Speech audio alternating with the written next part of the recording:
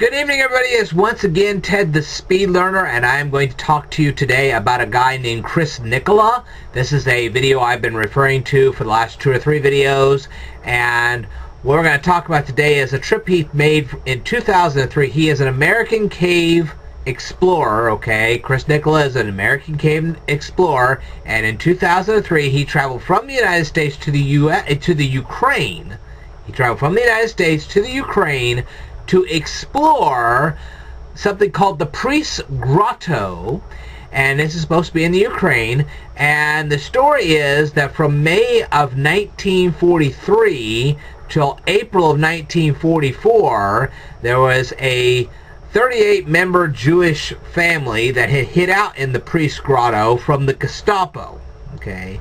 And they were talking about all the, and Chris Nicola was taking pictures and showing everybody all the stuff he had found in there that these 38 people had left behind when they finally left that area. Now, the Priest's Grotto is a great big hole in the earth, and when you go down into it, it leads into a labyrinth of a whole bunch of caves. And in that labyrinth of caves, they process grain using a millstone. They actually cooked down there. They slept down there. They ate down there. It was only 50 degrees down there, even though sometimes up on the surface it was a lot warmer. And actually in the wintertime it actually got to be a lot colder up on the surface than it did down there. But the thing was, because they were so close together, and their respiration created moisture, and their cooking created moisture, and all this other stuff, they were constantly drenched with sweat.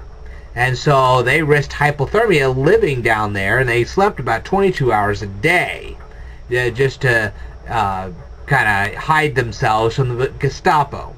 And having very few food supplies, and not to mention that the entrance of this thing is where they used to dump bodies of dead animals, it was kind of rough living down in that area.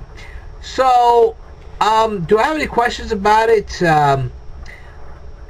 How many times did they get close enough to being caught by the Gestapo? That would be one of the questions I would ask. Another one would be, just thinking about it for a second, what caused Chris Nicola to be interested in all this? Has he gone back since then? Has he done any more exploring in that area? We'd like to see all the pictures of what that area looks like today.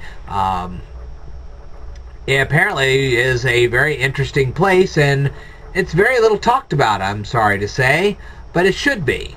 I mean, that is a piece of world history that people should know. And I would like to know whatever happened to those people after they got out of the cave. I know they had kids and grandkids or whatever, but just basically whatever happened to them. So that'd be something interesting to know. Just anything that anybody would like to comment on, right down here in the comments section. I'd love to hear some response on this. I'd love to see some of the pictures, hear some of the stories of what happened down there, because the article talked about some of the dangers that they had to face, but it didn't talk about how they actually lived their lives. I'm sure they didn't just sleep. I know they slept a lot, but they didn't just sleep. I'm sure they did other things. What did they talk about when they were down there? What kind of games did they play with their kids down there? So on and so forth. It'd be kind of interesting to find out.